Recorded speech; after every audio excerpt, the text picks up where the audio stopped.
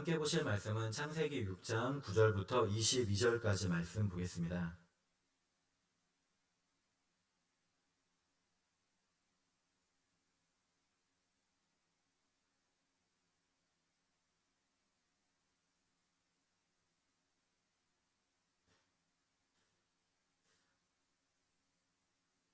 이것이 노아의 족본이라. 노아는 의인이요 당대의 완전한 자라. 그는 하나님과 동행하였으며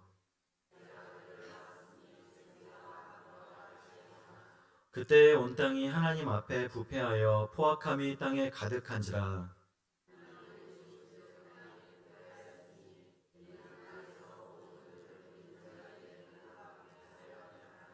하나님이 노아에게 이르시되 모든 혈육 있는 자의 포악함이 땅에 가득함으로 그 끝날이 내 앞에 이르렀으니 내가 그들을 땅과 함께 멸하리라.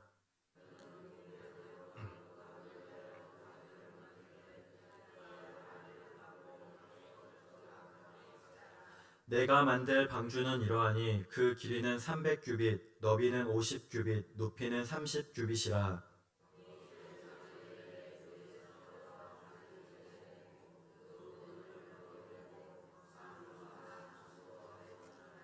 내가 홍수를 땅에 일으켜 무릇 생명의 기운이 있는 모든 육체를 천하에서 멸절하리니 땅에 있는 것들이 다 죽으리라.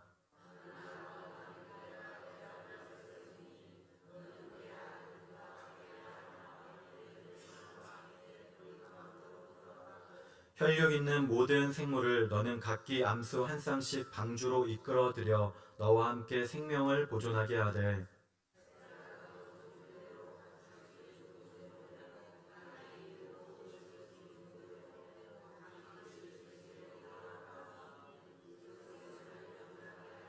너는 먹을 모든 양식을 내게로 가져다가 저축하라. 이것이 너와 그들의 먹을 것이 되리라.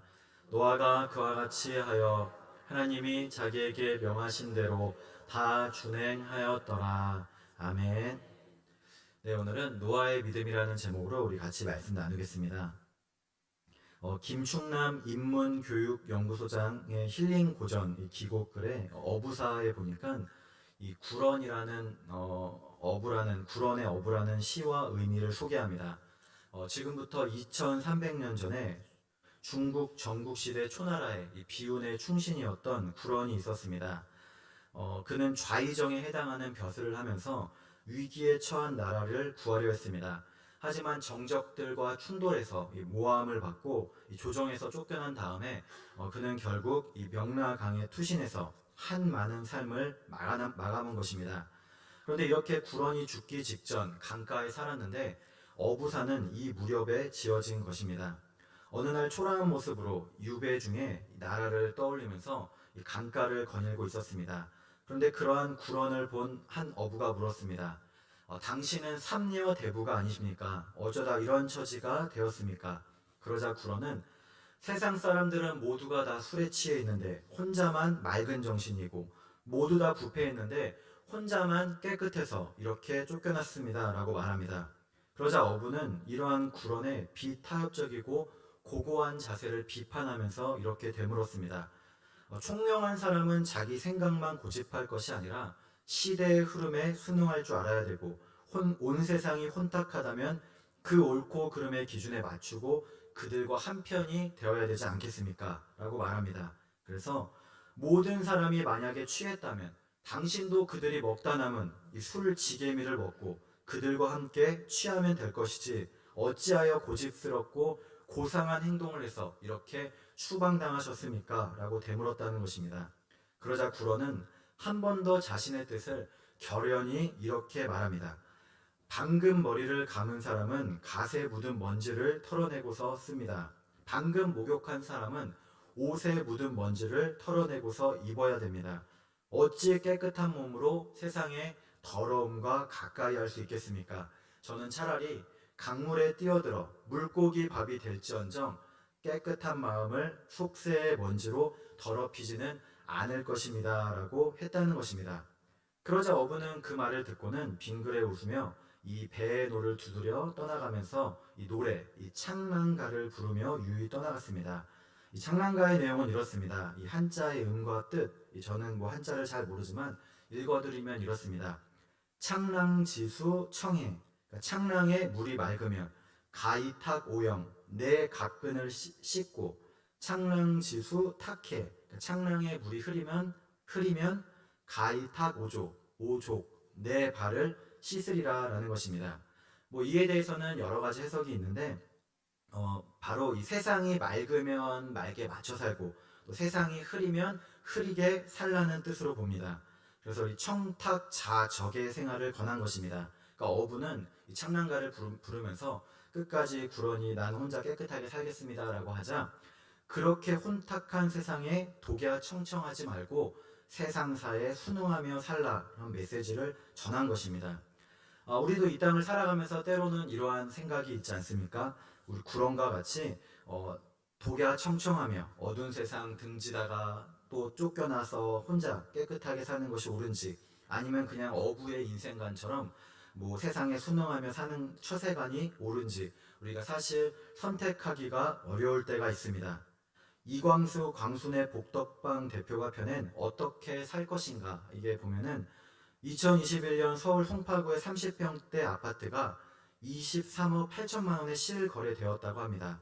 그런데 그렇게 최고 가격을 찍은 다음에 2년 후에 2023년 작년에는 똑같은 평형의 아파트가 16억 원에 거래된 것입니다.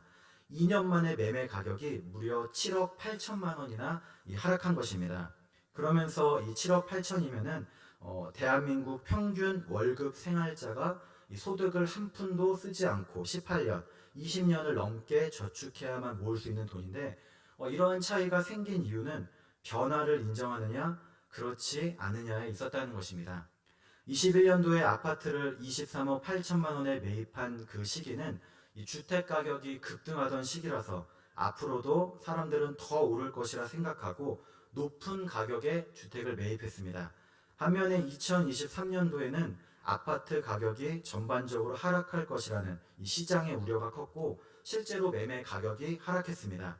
그런데 16억 원에 매입한 사람은 아마도 지금은 집값은 떨어지지만 향후 다시 상승할 수 있을 것이라고 생각하고 매입했을 가능성이 높다는 것입니다. 그래서 이러한 생각의 차이가 무려 7억 8천만 원이라는 차이, 결과를 만들어 내었다는 내용인데 그러면서 앞서 소개드린 이 구런의 어부라는 시를 언급하면서 세상사 가운데 변화를 인정해야 된다고 씁니다. 세상사에 따라 우리도 세상이 맑으면 맑게 맞춰 살고 또 세상이 흐리면 흐리게 살라는 것. 사실 어찌 보면 이것이 우리가 살아가는 데 있어서 현실적이고 지혜롭게 사는 것 같아 보입니다. 아마도 여기 앉으신 모든 부모님들께서도 자녀가 만약에 그렇다고 한다면 뭐 그렇게 살라는 것이 지혜로운 거니까 맞춰서 살라고 할 것입니다. 우리 부동산이나 또 우리 거래에서 우리 시장에서는 변화를 인정하는 것, 또 우리 기업에서도 변화를 인정하는 것, 또 시대의 변화를 인정하며 맞춰 사는 것이 지금 이 시대에 옳아 보이는 것입니다. 그런데 오늘 말씀을 통해 보면은 이러한 세상의 흐름에 따라 맞춰서 살아가는 것이 꼭 옳은 것만은 아님을 보게 됩니다. 그러니까 우리가 결코 변하지 않는 것, 우리가 꼭 붙들어야 될 것이 있는데 그것은 바로 하나님 앞에 올바른 믿음을 지키며 사는 것이라는 것입니다.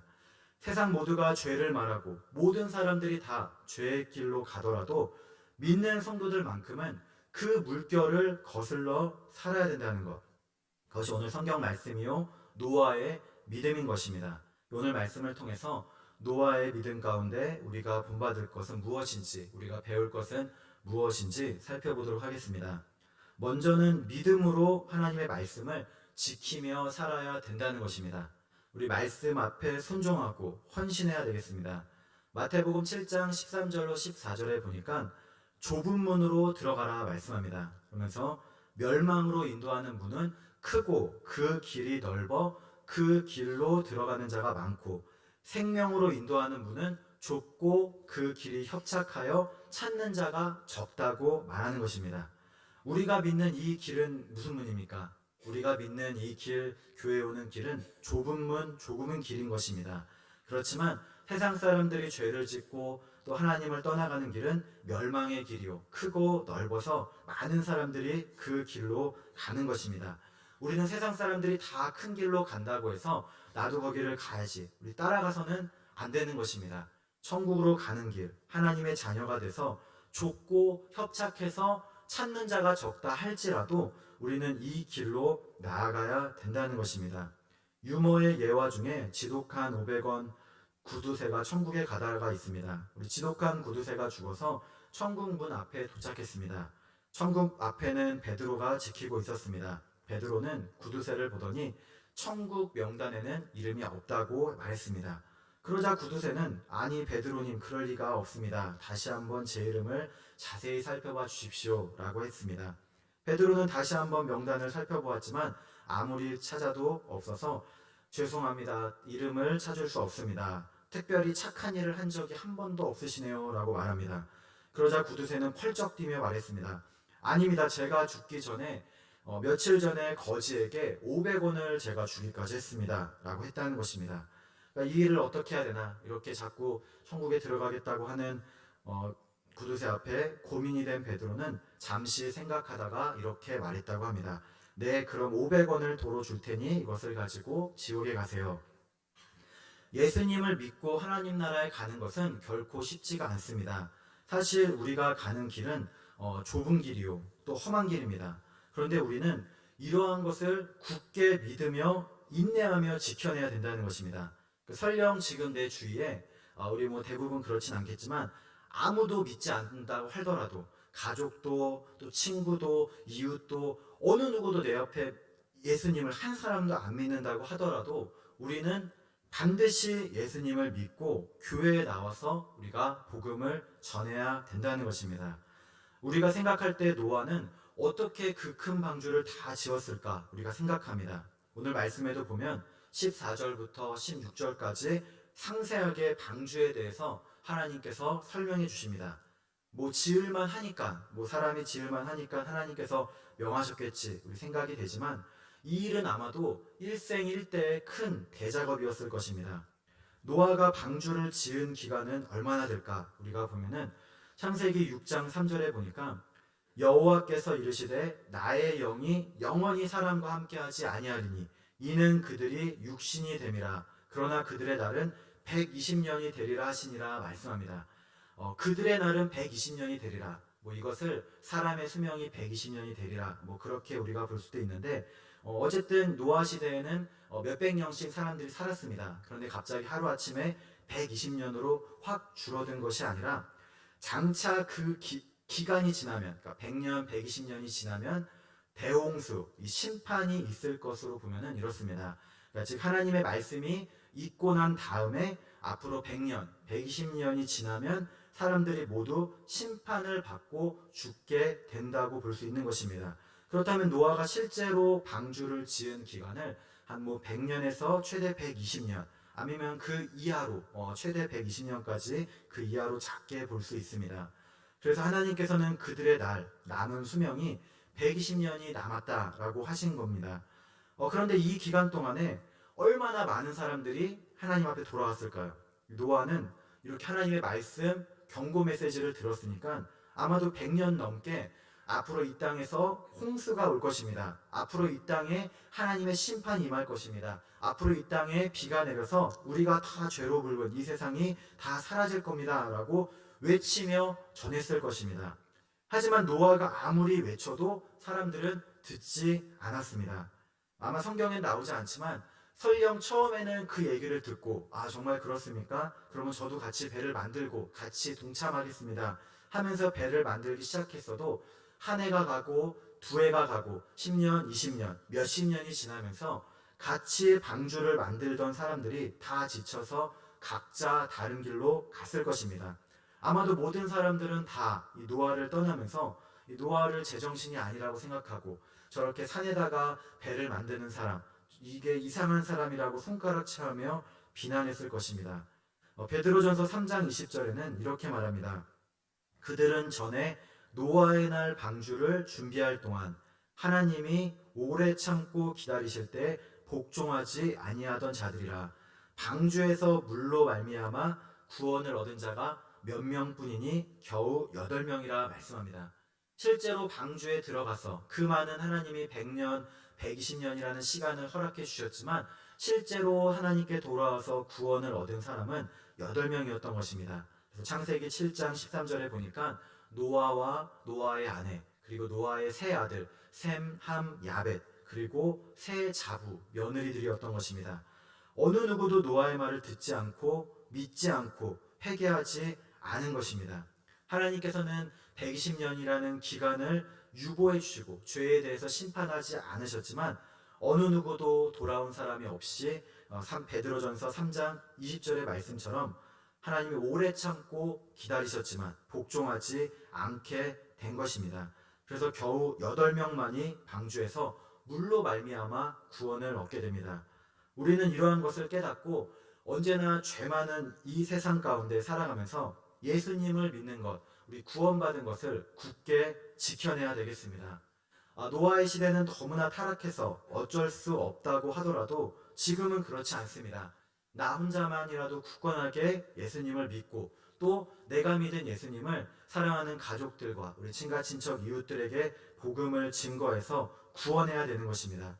우리 지금도 혹시 교회 오는데 교회 가는 것이 잘못되었다고 하더라도 주위에서 왜 그렇게 교회를 열심히 다니고 왜 이렇게 밤낮 세상도 알아야지 하지 않느냐면서 말해도 우리는 끝까지 예배드리고 교회 나와서 함께 주님 앞에 나와야 되겠습니다.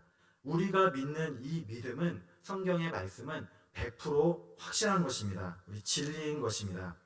엊그제 경북 포항 영일만 앞바다에서 막대한 양의 석유와 가스가 매장돼 있을 가능성이 높다는 물리탐사 보도가 나왔습니다. 그리고 그 개발 성공률이 20%라고 합니다. 우리 석유를 얻기 위해서 최소 5개의 시추공을 바다 밑 깊이 뚫어야 되는데 한 개당 1,000억 원이 넘는 비용이 들어간다고 합니다. 20% 확률이니까 5개를 뚫어도 한 개 될까 말까 하는데 사실 우리가 생각할 때 20%의 확률이 작아 보이지만 보통은 석유 탐사 후에 성공률이 20%가 아니라 5%만 돼도 시추를 진행한다고 합니다. 그렇기 때문에 20%는 의미 있는 수치가 되는 것입니다. 정말이지 잘 되어서 앞으로 우리 10년 또 그 후에 조금이나마 우리나라 경제 발전에 큰 도움이 되기를 소망합니다. 그런데 우리가 믿는 예수님, 우리 하나님은 몇 퍼센트 확실합니까? 우리가 믿는 것은 바로 100%인 것입니다. 이것은 확실한 100% 진리 말씀인 것입니다. 틀림 없는 것입니다. 노아 시대에 하나님께서 말씀하신 대로 100% 홍수가 나서 심판이 이른 것과 같이 지금 우리 역시도 이 시대에도 100% 확실한 말씀을 믿고 우리 믿음의 반석 위에 굳게 서야 되는 것입니다. 마태복음 24장 37절부터 39절에 보니까 이렇게 말씀합니다. 노아의 때와 같이 인자의 임함도 그러하리라 말하는 것입니다. 그러니까 노아 때처럼 세상에 앞으로 이제 홍수가 나고 사람들이 다 죽고 심판을 받는데 예수님께서 이 땅에 오시는 것도 노아의 때와 같다는 것입니다. 그래서 홍수 전에 노아가 방주에 들어가던 날까지 사람들이 먹고 마시고 장가들고 시집가고 있으면서 홍수가 나서 그들을 멸하기까지 깨닫지 못하였으니 인자의 임함도 이와 같으니라 말씀합니다. 노아가 방주에 들어갈 때까지 언제까지입니까? 배를 다 만들고 건조를 마친 후 동물들 다 태우고 들어가 홍수가 나던 그날까지 사람들은 먹고 마시고 그날이 영원할 것이라고 생각했습니다. 지금도 우리는 해가 뜨고 지는 것을 우리가 영원할 것이라 생각합니다. 우리 대천도 이렇게 보령도 앞바다가 있으니까 해가 지는 것 언제든지 우리가 낙조, 석양을 볼 수 있습니다. 내일이면 저 해가 다시금 떠올라서 우리는 다시금 일어날 것입니다. 하지만 그것이 영원할 것이라고 성경은 말씀하지 않습니다. 반드시 이 땅의 끝날 우리 심판의 때가 있는데 그때 예수님께서 오시는 것입니다. 그래서 노아의 때와 같이 인자의 임함도 그러하리라. 우리 역시도 지금 이 세상에 노아 시대의 사람들과 같이 이 세상이 끝날 때를 기다리면서 믿음을 지키며 우리 살아야 되는 것입니다. 그날과 그 시는 아무도 모르지만 성경은 분명히 말씀하는 겁니다. 우리가 예수님을 믿고 구원받아야 한다는 것입니다. 우리 병원에 가면 사람이 많습니다. 우리 서울의 큰 병원까지는 아니더라도 뭐 우리 근처에도 보령 아산병원에만 가더라도 사람이 많을 것입니다. 그러나 우리는 다 압니다. 내가 나이가 들어서 몸이 쇠퇴하는 것은 지극히 정상적인 일인 것입니다. 그럴 때 우리는 오직 하나님을 믿는 믿음을 굳게 지켜야 됩니다. 나를 천국으로 데리고 나를 천국으로 하나님께로 인도하실 분은 오직 예수님밖에 없습니다. 우리의 믿음으로 나아가야 되겠습니다. 우리 주님은 언제 오실지 모르지만 우리 역시도 내가 언제 하나님 앞에 나아갈지 모릅니다. 우리는 이러한 때 믿음으로 우리가 준비하는 삶을 살아야 되겠습니다. 오늘 말씀 22절에 보니까 노아가 그와 같이 하여 하나님이 자기에게 명하신 대로 다 준행하였더라 말씀합니다. 노아는 힘들고 어려움이 있어도 주위의 사람들이 뭐라고 할지라도 하나님이 말씀하신 대로 다 말씀대로 방주를 만들고 또 거기에 동물을 태워 먹을 것을 준비해서 그 방주 안에 들어갈 준비를 다 마친 것입니다. 히브리서 11장 7절에 보니까 믿음으로 노아는 아직 보이지 않는 일에 경고하심을 받아 경외함으로 방주를 준비하여 말합니다. 방주를 준비해 그 집이 구원을 하였으니 이로 말미암아 세상을 정죄하고 믿음을 따르는 의의 상속자가 되었느니라 말씀합니다. 지금 우리는 어떻습니까? 우리 역시도 방주를 짓는 사람, 우리 방주를 만드는 사람들인 것입니다. 우리 교회가 우리가 세상의 방주라고도 하지만 나 역시도 노아와 같이 믿음의 나의 방주를 만들어야만, 믿음으로 우리가 세워나가야만 저 천국 하나님 나라를 갈 수 있는 것입니다. 언제나 우리 세상 가운데서 교회에 나와서 우리가 예배드리며 우리 말씀을 보고 하나님 앞에 나오시기를 소망합니다. 다른 사람들 다 한다고 우리가 똑같이 따라가서는 안 됩니다. 나도 똑같이 따라가서 죄짓고 나도 이건 해도 되겠지 하고 가는 것이 아니라 정말로 하나님 이것만큼은 제가 지키겠습니다. 하나님 앞에 바른 모습으로 살기를 원합니다. 나오며 믿음의 방주를 짓는 우리 성도 여러분 되시기를 소망합니다. 그래서 우리 주님 앞에 부르심을 받는 그날 마태복음 25장 21절의 말씀과 같이 그 주인이 이르되 잘하였도다 착하고 충성된 종아 내가 적은 일에 충성하였음에 내가 많은 것을 내게 맡기리니 내 주인의 즐거움에 참여할지어다. 우리 그 말씀을 듣고 하늘나라 복된 천국으로 나아가는 성도 여러분 되시기를 축복합니다. 두 번째로 우리는 내 믿음이 뛰어나서가 아니라 먼저 하나님의 은혜를 입은 자임을 우리가 깨닫고 감사드려야 되겠습니다. 성경은 우리가 아무리 죄를 멀리하고 깨끗하다 할지라도 하나님 앞에 절대 죄인임을 말합니다. 그래서 우리 잘 알듯이 로마서 3장 23절에 모든 사람이 죄를 범하였음에 하나님의 영광에 이르지 못하더니 말씀합니다.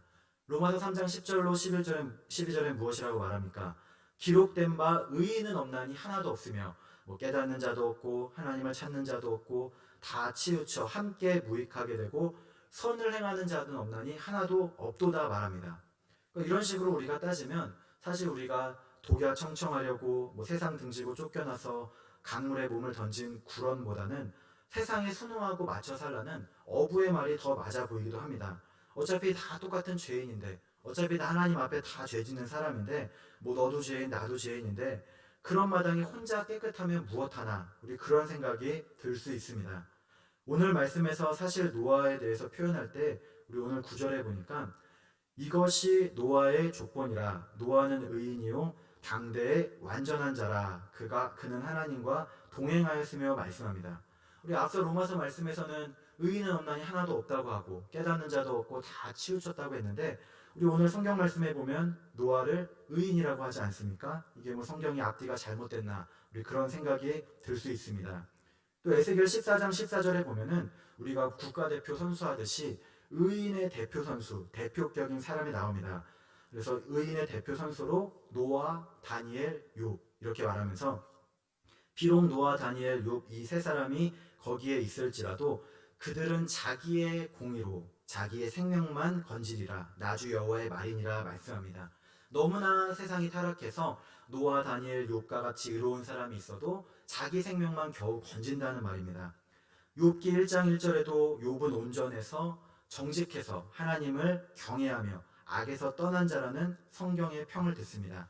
또 성경에서 말하는 의롭다라는 것, 로마서에서는 의인은 하나도 없다고 했는데 어떻게 의인이 이렇게 있을 수 있는가? 우리 보면은 성경에서 여기서 말하는 의의 개념은 절대적인 것이 아니라 상대적인 개념에서 그렇다는 것입니다. 그래서 노아나 다니엘이나 욥이나 뭐 요셉이나 마치 이들이 의롭다고 해서 예수님처럼 동일하게 하나님 앞에 하나도 죄가 없이 완전하다는 그런 의가 아닙니다.